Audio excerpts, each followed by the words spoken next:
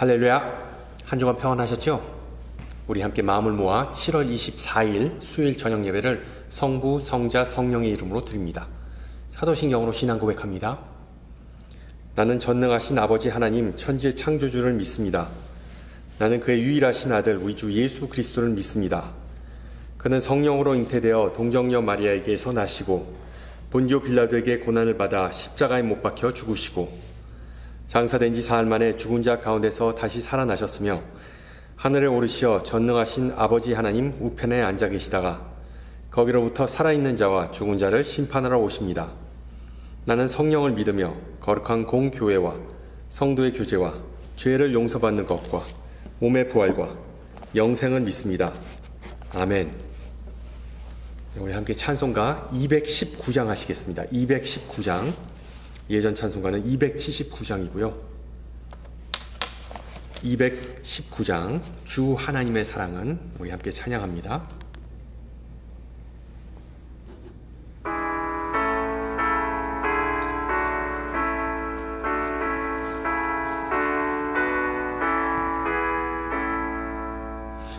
주 하나님의 사랑은 한없이 넓으사 온 세상 모든 백성을 그 자녀 삼았네.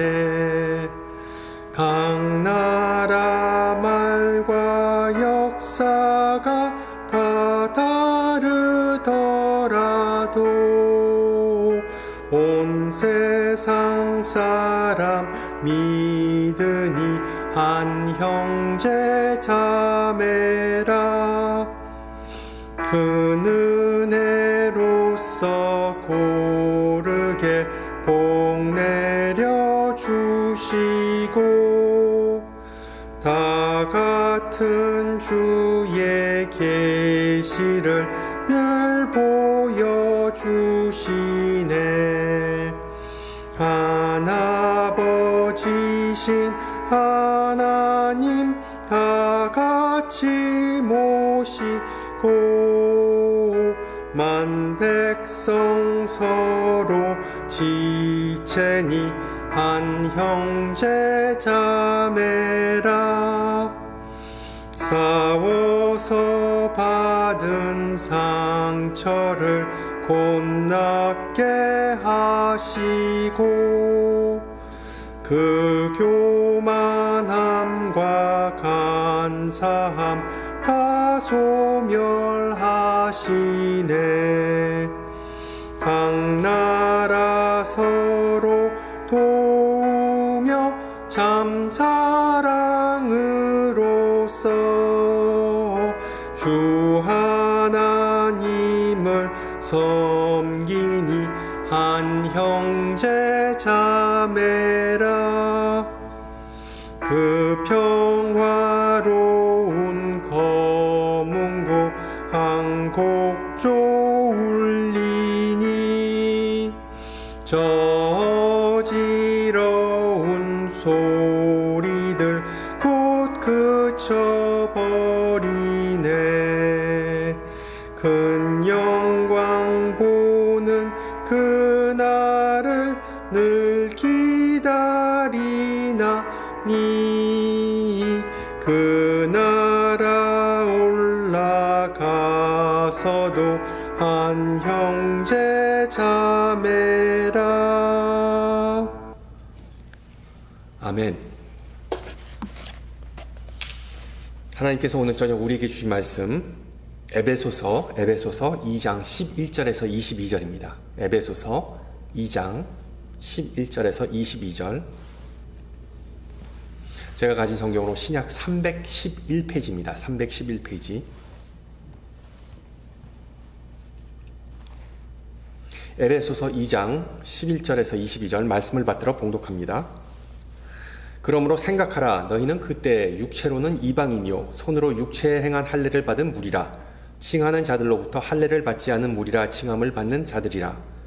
그때에 너희는 그리스도 밖에 있었고 이스라엘 나라 밖의 사람이라. 약속의 언약들에 대하여는 외인이요 세상에서 소망이 없고 하나님도 없는 자이더니 이제는 전에 멀리 있던 너희가 그리스도 예수 안에서 그리스도의 피로 가까워졌느니라.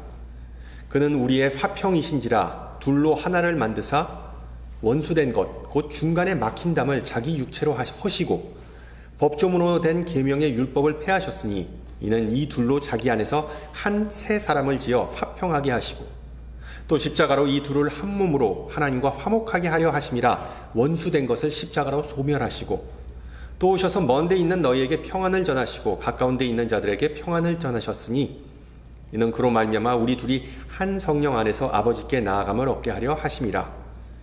그러므로 이제부터 너희는 외인도 아니요 나그네도 아니요 오직 성도들과 동일한 시민이요 하나님의 권속이라. 너희는 사도들과 선지자들의 터 위에 세우심을 입은 자라. 그리스도 예수께서 친히 모퉁이 돌이 되셨느니라. 그의 안에서 건물마다 서로 연결하여 주 안에서 성전이 되어 가고 너희도 성령 안에서 하나님의 거하실 처소가 되기 위하여 그리스도 예수 안에서 함께 지어져 가느니라. 아멘. 우리 가족은 수요일마다, 그러니까 지금 이 시간이죠, 경건회를 합니다. 한 면씩 돌아가면서 성경을 읽고 또 기도 제목을 나누고 우리 큰 아이가 기타를 치면서 함께 찬양합니다. 언젠가는 이 경건회가 끝나자마자 우리 큰 아이가 혼자서 신이 났는지 갑자기 케이팝 노래를 부르더군요. 그 찬양에서 가요로 장르를 스위치하니까 좀 이상하긴 했습니다. 어쨌든 제가 처음 들어보는 노래였는데 화성학적으로 참 흥미로웠습니다. 그 코드 진행이 참 흥미로웠고 그리고 또한 중독성 있는 그런 노래였습니다. 그래서 무슨 노래인지 물어봤더니 노래 제목이 인스타그램이라더군요. 그 내용이 궁금해서 가사를 검색해봤더니 우리 현대사회에서 빼놓을 수 없는 소셜미디어, 한국 사람들은 SNS라고 그러죠. 소셜미디어, 즉 유튜브, 인스타그램, 페이스북, 트위터와 같은 그 인터넷 다양한 매체들이 현대인들을 이 세상과 더 가깝게 연결해 주는 기보다 깊은 고독감에 빠지게 한다는 그런 내용이었습니다. 특히 그 노래 가사 중 공감이 가는 부분이 있었습니다. 들어보세요. 복잡해, 틈만 나면 바뀌는 게 관둘래, 이놈의 정보화 시대, 단단히 잘못됐어, 요즘은 아는 게 더 괴로운 것 같다. 개인적으로 우리 현대인들이 느끼는 소외감 또는 상실감의 이유 중에 하나는 그것이 중독이든 아니면 의존이든 인터넷 때문이 아니냐는 생각이 듭니다. 실제로 사회학자들은 인터넷에 존재하는 그 소셜미디어가 인간을 고립시키면서 큰 피해를 주고 있다고 주장합니다. 물론 인터넷이란 매체 덕분에 인간은 다양한 방법을 통해 소통하게 되었습니다. 이메일, 문자, 메신저, 앞서 말씀드렸듯이 다양한 소셜미디어, 페이스북, 트위터, 그리고 또한 스카이프 등등 이렇게 다양한 매체는 더 많은 사람을, 지구촌의 더 많은 사람을 더 빠르게 연결해 줍니다. 그러나 빠르게 소통하는 것이, 빠르게 다른 이와 접속하는 것이 꼭 좋은 것만은 아니죠. 생각해 보세요. 서로 주고받는 대화의 내용은 점점 더 빈약해집니다. 더 깊고 진솔한 대화, 사람과 사람을 제대로 연결해주는 그런 방식의 대화는 점점 뜸해지죠. 물론 기술의 발전 덕분에 이 세상이 더 가까워진 것 같지만 실제로 더 큰 외로움, 상실감 그리고 소외감을 느끼게 되는 것 또한 사실입니다. 그리고 또한 공동체뿐만 아니라 우리가 속해 있는 다양한 공동체뿐만 아니라 하나님마저 낯설게 느껴지는 경우가 발생하죠. 인터넷이 발명되기 약 2000년 전에 아마 에베소 교인들도 이와 비슷한 심정이었을까라는 생각이 듭니다. 무엇가 문제였을까요? 왜 에베소 교회 교인들은 극도의 소외감을 느꼈을까요? 우선 이 에베소서는 골로새서와 더불어 바울의 서신 중 가장 쉽지 않은 서신으로 알려져 있습니다. 분량은 비교적 짧지만 문장이 상당히 깁니다. 그래서 무슨 얘기를 하는지 처음부터 끝까지 읽다 보면 잘 이해하기가 쉽지 않습니다. 또한 여러 주제가 등장하기 때문에 그 전체적인 문맥 그리고 또한 그 내용을 해석하기가 쉽지 않습니다. 다만 역사적인 배경을 좀 살펴보면 우리는 어느 정도 힌트를 얻을 수 있습니다. 에베소는 지금의 터키 서부에 있는 헬라 도시였습니다. 그 주민들은 대부분 헬라어를 사용했고 고대 헬라 문명에 익숙했던 사람들이었습니다. 그러나 로마 군대가 그 도시를 점령한 후에 에베소는 그 지리적, 전략적 그리고 경제적 가치 때문에 로마 제국의 주도로 격상하였습니다. 그리고 점점 도시가 번창하면서 그 인구가 무려 25만 명에 도달했습니다. 당시로서는 상당히 큰 규모였던 것이 에베소는 로마라는 도시에 이어 제국의 두 번째로 큰 도시였습니다. 따라서 에베소에 거주하였던 사람들은 무역과 그리고 또한 노예 착취를 통해 떼돈을 벌고 풍요로운 삶, 정말 부자들이었습니다. 또한 그들에게는 권력이 있었습니다. 왜? 주민 대부분은 다 로마 시민권자들이었기 때문입니다. 그리고 에베소는 로마 제국에서 문화적으로 앞서가는 도시였습니다. 연극이나 운동 경기를 관람할 수 있는 거대한 극장 겸 운동장이 그곳에 존재했고, 또한 고대의 7대 불가사의 중에 하나인 아르데미스 신전이 바로 에베소에 있었기 때문입니다. 따라서 대부분의 에베소 주민들은 문화적, 정치적 그리고 경제적 풍요로움을 누리며 살았습니다. 문제는 에베소 교인들은 그런 삶을 누리지 못했다는 점이죠. 그들 대부분은 가난한 하층 계급이었기 때문에 도시민들로부터 무시당했습니다. 또한 그들은 하나님을 섬겼기 때문에 로마 황제나 다양한 헬라 신들을 섬겼던 그 도시민들에게 따돌림을 당했습니다. 심지어 에베소 교인들은 할례를 받았다는 의혹을 받았습니다. 찬란한 헬라 문명인들이 보기에 할례, 정말 고통스럽고 징그러운 풍습과도 같아서 에베소 교인들은 더욱 손가락질을 받게 됐던 것이죠. 따라서 에베소서를 이렇게 읽다 보면 에베소 교회가 어떤 상황에 부닥쳤는지를 대충 짐작할 수 있습니다. 다른 이에게 눈총과 그리고 또한 손가락질을 받으면서 하루하루 사는 게 고달팠기 때문에 사회적 소외감과 더불어 신앙적 소외감을 느꼈던 것이죠. 이런 정황을 잘 알고 있는 바울은 12절에서 에베소 교인들에게 기억을 상기시켜줍니다. 바울에게 복음을 전해 듣기 이전에, 즉 바울이 말하는 마음의 할례를 받기 이전에 그들은 다 그리스도 밖에 있었고 이스라엘 나라의 밖의 사람이자 약속의 언약들에 대해서는 외인이고 세상에서 소망도 없고 하나님도 없던 사람들이었다. 여기서 외인이라는 표현은 영어로 alien 또는 foreigner, 즉 외국인, 외부인, 이방인이라는 표현입니다. 즉 바울은 너희 뭔 소리야? 너희들은 예전부터 왕따였잖아 라고 뼈아픈 사실을 말해주는 것이죠. 내가 세상에서 가장 불행하다, 아무도 나를 알아주지 않는다 라는 생각은 에베소 교인들뿐만 아니라 인간에게 보편적으로 있는 생각입니다. 여러분, 우리가 다 살면서 소외감이라는 감정을 여러 번 느껴봤을 겁니다. 가족이나 친구, 어떤 그룹이나 심지어 자기 자신, 자아와도 소통이 끊겼다는 느낌이 드는 경우가 있습니다. 그런 감정은 주로 갑자기 환경이 바뀌는 경우입니다. 예를 들어 이직하거나 new job, 전학을 가거나 new school, 또 교회를 옮기거나 new church, 아니면은 군대를 가거나 join the military 등등.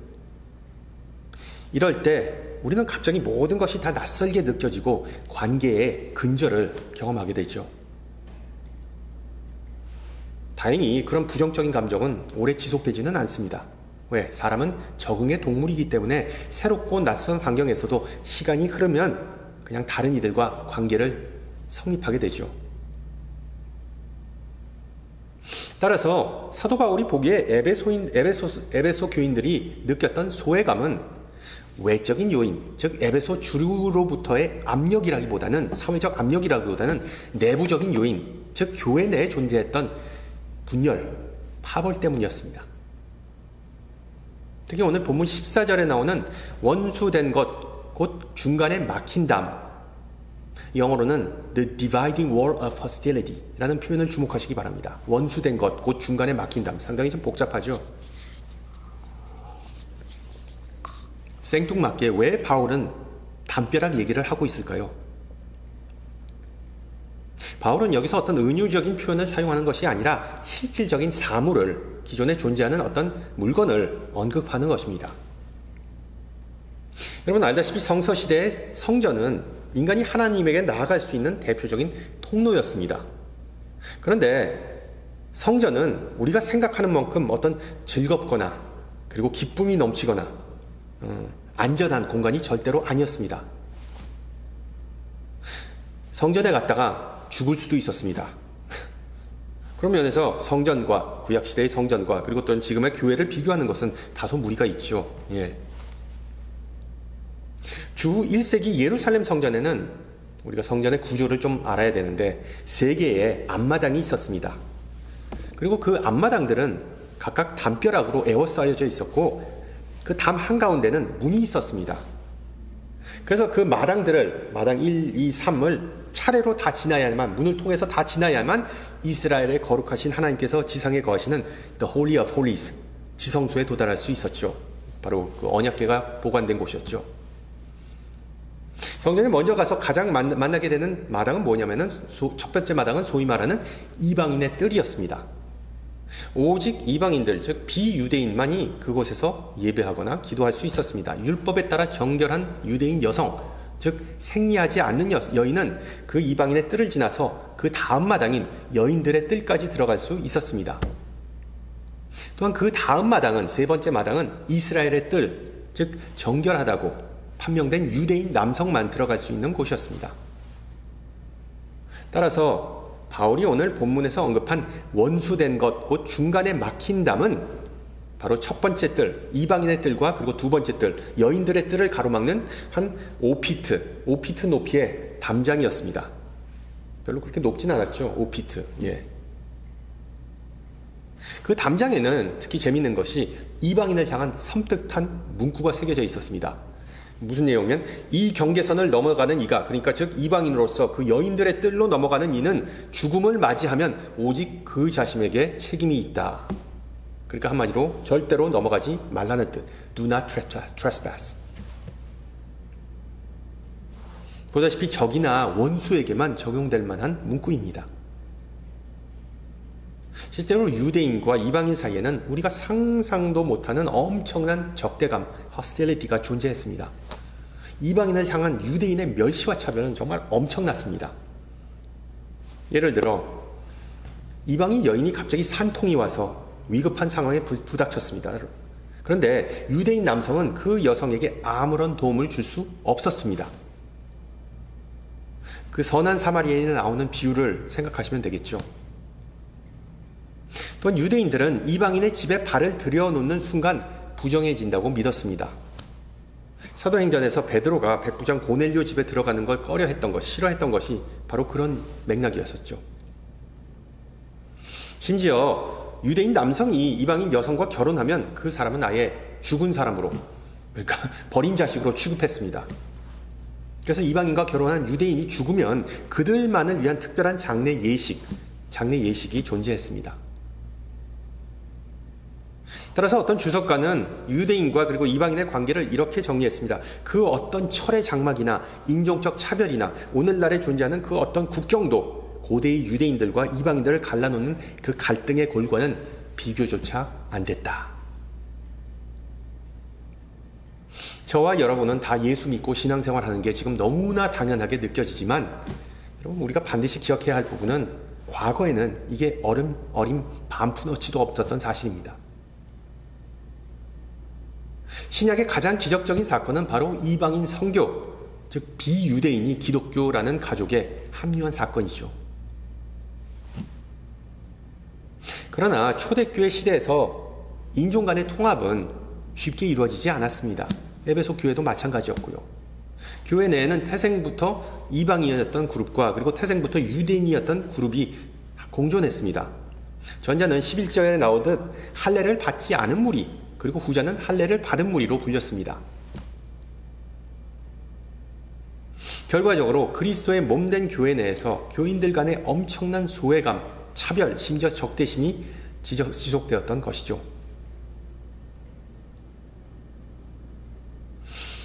이런 게 우리와는 별 상관이 없어 보일 수 있지만 회중을 분열시키는 요인, 교회를 분열시키는 요인은 단지 어떤 피부색이나 어떤 문화 그리고 정치적 이념만이 아닙니다. 왜? 인간에게는 다 호불호가 갈리기 때문입니다. 특별한 이유 없이 그냥 자기 마음에 안 들면 그 사람이 꼴불견으로 보이게 됩니다. 예를 들어 교회 내에 저 인간만 좀 없으면 내가 시험을 좀 덜 받고 신앙생활 하는데 훨씬 더 수월할 텐데 라는 생각 혹시 해보신 적 있으신지요? 혹시 그런 경우가 있었다면 우리는 에베소 교인들과 별반 다를 게 없습니다. 그리스도의 지체가 원수로 변하는 것은 정말 순간이기 때문이죠. 바울은 에베소 교회의 이런 내막을 다 알고 진정한 문제가 무엇인지를 알려줍니다. 그 어떤 종교적 관행, 할례든 무할례든, 그 어떤 문화적 배경, 헬라인이든 유다인이든, 그 어떤 사회적 지위, 부자이든 아니면은 서민이든, 이 모든 것은 전혀 중요한 것이 아니라 가장 중요한 것은 실제로 지금 내가 누구와 연결되어 있느냐라는 점을 바울은 지적합니다. 바꾸어 말하면 에베소 교인들이 계속해서 헬라 신들을 그리워하든가 아니면 돈과 명예를 인생의 가장 중요한 가치로 여기던가 아니면 할례와 같은 육체적 징표를 통해 어떤 우월감을 느끼는 한 그들은 결코 하나님과의 진정한 관계를 누릴 수 없다는 것입니다. 그들이 계속해서 그런 것에만 신경 쓰면 소외감은 점점 더 커질 수밖에 없다는 것이죠. 즉 바울에게 있어 에베소 교인들은 전체적으로 미숙했고 그들은 인간의 지혜, 인간의 방식을 고집했던 것입니다. 그렇다면 하나님의 지혜와 하나님의 방식은 무엇일까요? 우선 바울은 하나님께서 이 세상에 오셔서 막힌 담을 허무셨다고 선언합니다. 예수님 덕분에 에베소 교인들의 소외는 끝났다고 선언합니다. 13절 보세요. 이제는 전에 멀리 있던 너희가 그리스도 예수 그리스도의 피로 가까워졌느니라. 예수님의 희생을 통해 우리는 죄사함을 받았고 하나님과 그리고 이웃과 올바른 관계를 회복할 수 있다는 의미입니다. 즉 우리는 더 이상 이방인, 외부인, 외톨이가 아니라는 것입니다. 여러분 알다시피 십자가는 바로 그 회복된 관계의 상징이죠. 예수님이 죽으심으로 분열된 그룹은 하나가 되었고 십자가는 바로 그런 새로운 현실의 상징입니다. 여러분 십자가를 보세요. 수직선, 인간과 하나님의 새로운 소통을 나타내는 것이죠. 그리고 또한 수평선은 사람들 간의 소통, 즉 유대인 그리스도인들과 그리고 또한 이방인 그리스도인들 간의 새로운 관계를 나타내는 것입니다. 그리스도의 삶과 죽음 덕분에 죄로 인해 멀리 떨어져 있던 당사자들은 용서를 통해 서로 가까워지고 화합하게 된 것입니다. 따라서 바울에게 있어 그리스도는 평화를 가능케 하시고 화평케 하시는 분, 담을 허무시고 둘을 하나로 만드시는 분이십니다. 예수님은 유대인과 이방인, 백인과 흑인, 한국인과 일본인, 기성세대와 신세대, 이민자들과 시민권자들을 다 화평케 하신 분이십니다. 오직 예수님만이 원수의 벽을 무너뜨리신 분이시기 때문이죠. 그리고 바울은 예수님의 이와 같은 화해의 사역을, 화평케 하시는 사역을 좀 세부적으로 설명하고 있습니다. 기본적으로 예수님은 세 가지의 위대한 업적을 남기셨기 때문에 에베소 교인들은 이제 예수님에게 소망을 두고 예수님과 동행하면서 더 소외감에서 벗어나라는 것입니다. 첫째, 예수님은 사람들 간의 벽을 허무심으로 옛 삶의 방식을 다 종결시켰습니다.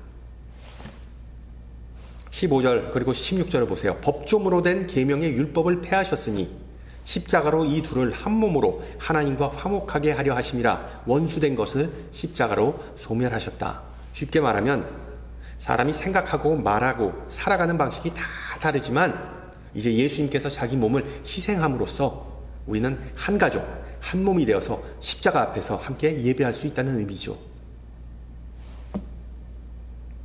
둘째, 예수님은 하나님에게 나아갈 수 있는 문을 우리를 위해 열어주셨습니다. 17절과 18절을 보세요. 또 오셔서 먼 데 있는 너희에게 평안을 전하시고 가까운 데 있는 자들에게 평안을 전하셨으니 이는 그로 말미암아 우리 둘이 한 성령 안에서 아버지께 나아감을 얻게 하심이라.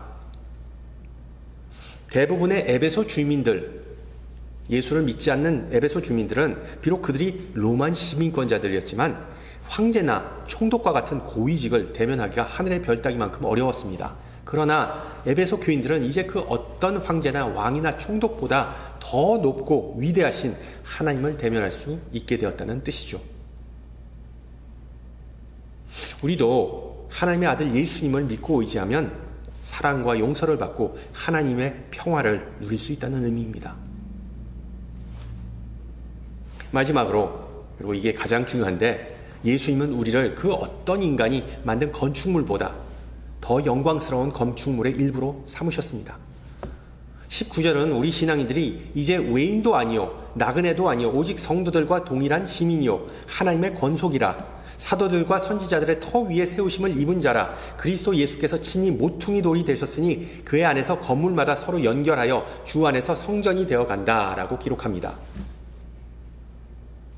예수 그리스도께서 모퉁이 돌이 되셨다는 것은 어떤 의미일까요? 저와 여러분은 이제 영적인 거처이자 하나님의 영을 위한 집이 되었다는 뜻입니다. 그리고 우리는 예수님이라는 머릿돌 위에 세워졌기 때문에 흔들림이 없다는 의미입니다. 성도 여러분, 예수님께서 우리의 인생, 우리 가정, 그리고 교회를 지탱해주는 가장 든든한 버팀목이 된다는 사실이 우리에게 얼마나 큰 축복입니까? 오직 예수님이 주시는 평화 없이는 우리의 삶, 가정, 교회, 그 모든 건축물 흔들리고 붕괴하기에 십상입니다. 항상 그리스도께서 우리의 주춧돌과 기둥이심을 믿고 의지하시기를 소망합니다. 할렐루야. 평화를 의미하는 히브리어 샬롬과 헬라어 에이레네, 이 두 단어 같은 평화라는 의미인데, 이 두 단어는 단지 어떤 안녕하세요 또는 안녕히 계세요, 헬로, 굿바이 그런 것을 의미하지는 않습니다. 평화는 인간의 업적이 아니라 하나님의 선물입니다. 바로 예수 그리스도께서 그 선물이시죠.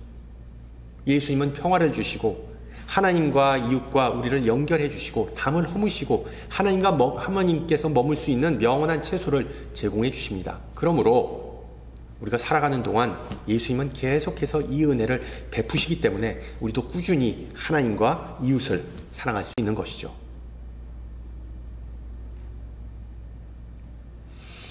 앞서 말씀드렸듯이 인터넷과 다양한 소셜미디어는 인간을 세상과 더 가깝게 연결해준다는 착각을 하게 만듭니다. 심지어 이런 경우가 발생하죠. 인터넷에 글이나 사진을 올리고 그리고 또한 상대방과 의견을 나누다 보면 문득 상당히 비판적이고 수동적인 모습을 자기 자신에게서 발견하게 됩니다. 소위 말하는 악플러, 악성 댓글만 다는 사람을 악플러라고 하죠. 또는 키보드 워리어, 아니면 방구석 여포, 다르지만 다 똑같은 표현입니다. 거짓 정보, 증오, 그리고 불화를 퍼뜨리는데 자기도 모르게 1등 공신이 됩니다. 그리고 그런 악순환에서 벗어나지 못하고 점점 더 사람은 깊은 소외감에 빠지게 되는 것이죠. 우리가 하나님의 말씀에 먼저 접속하지 못하고 가상현실에 접속하게 되면 발생하게 되는 폐해입니다. 그래서 예수님은 요한복음 15장에서 우리가 예수 안에 거해야 한다고 말씀하시면서 우리는 가지이고 브랜치, 그리고 예수님은 나무 바인이라는 사실을 상기시켜 주십니다. 지난주에 말씀드렸듯이 디시플린, 즉 영적 훈련이라는 가지치기는 우리에게 고통스러울 수 있지만, 힘들 수 있지만 우리가 더 건강해지고 아름다운 열매를 맺어서 하나님께 기쁘게 하기 위해 필수입니다. 그래서 예수님은 제자들에게 너희는 내가 일러준 말로 이미 깨끗하여졌다 라고 말씀하셨죠. 여기서 말씀은 바로 예수님의 가르침과 그리고 계명을 의미합니다. 제자들이 그 말씀을 묵상하고 순종하면 하나님의 사랑 안에 거하면서 예수님과 계속해서 연결되어 있을 수 있다는 것입니다. 마찬가지로 우리에게 주어진 과제도 능동적인 예배와 섬김으로 예수님과 소외되지 않고 연결해 있는 것입니다. 연결되어 있는 것입니다. 여기서 능동이라는 단어가 중요하죠. 여러분 스스로 한번 질문해 보세요.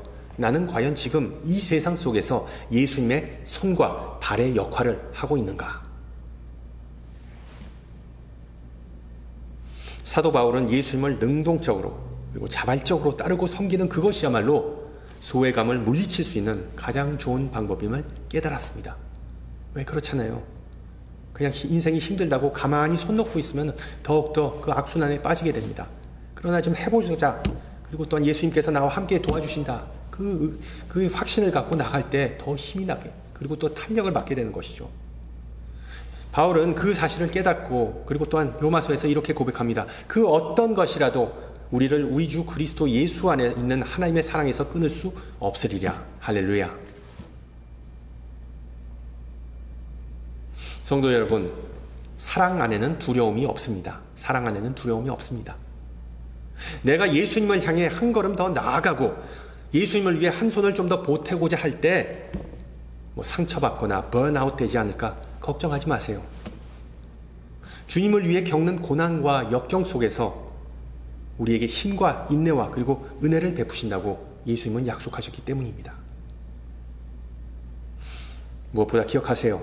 우리는 더 이상 외인이 아닙니다. 하나님의 사랑받는 자녀로서 늘 자신감과 그리고 또한 만족감이 넘치기를 축원합니다.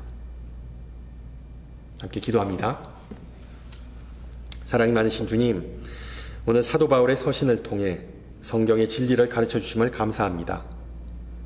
또한 에베소 교회의 유대인들과 이방인들을 화평케 하셨듯이 우리에게 예수님을 주셔서 서로 화평케 하시고 또한 화해의 사역을 우리에게 맡겨주심을 감사합니다. 그리고 예수님 덕분에 우리는 더 이상 이방인이 아니라 하나님의 가족이 되었음을 감사합니다. 은혜가 많으신 주님, 지금 이 시각 우리 가운데 거리감이나 소외감을 느끼는 이들을 위해 기도합니다. 무엇보다 갈등으로 인해 끊어진 관계의 회복을 위해 기도합니다. 무지하거나 실수했거나 아니면 의도적으로 다른 이에게 상처를 주고 죄를 지었으면 주님의 용서를 구합니다. 더 나아가 상처받은 이에게 용서를 구하고 관계의 회복을 위해 힘을 다할 수 있는 용기를 주시기를 간구합니다. 또한 다른 이가 우리에게 잘못하거나 실수했다면 은혜로운 마음을 주사 그들을 너그럽게 용서할 수 있게 도와주시옵소서. 무엇보다 예수님의 마음을 담고 배우기를 소망합니다. 십자가를 지고 이 세상으로 나갈 수 있는 용기를 더해 주사 온 마음을 다하여 주님을 따르고 주님의 손과 발이 되어서 하나님 아버지의 은혜와 인자함의 증인이 되게 하옵소서. 전능하신 주님, 이 시간 인간의 욕망과 폭력으로 인해 자연이 망가지고 사회가 무너지는 이 안타까운 현실을 주님 앞에 고합니다. 특히 지금도 이 땅을 괴롭히는 자연재해로 인해 많은 이들이 삶의 터전을 잃고 고통을 받고 있습니다. 그들을 위로해 주시고 우리 또한 그들의 어려움을 외면하지 않게 하옵소서. 특히 계속되는 더위 가운데 모든 성도에게 영육간의 강건함을 베풀어 주시옵소서. 함께 주님 가르쳐 주신 기도합니다. 하늘에 계신 우리 아버지, 아버지의 이름을 거룩하게 하시며 아버지의 나라가 오게 하시며 아버지의 뜻이 하늘에서와 같이 땅에서도 이루어지게 하소서. 오늘 우리에게 일용할 양식을 주시고 우리가 우리에게 잘못한 사람을 용서하여 준 것 같이 우리 죄를 용서하여 주시고 우리를 시험에 빠지지 않게 하시고 악에서 구하소서. 나라와 권능과 영광이 영원히 아버지의 것입니다. 아멘. 네, 이번 주말부터 서서히 온도가 내려간다고 하네요. 참 기쁜 소식이네요. 예. 한 주간 평안하시고요. 강건하시고 다음 주 이 시간에 뵙겠습니다. 샬롬.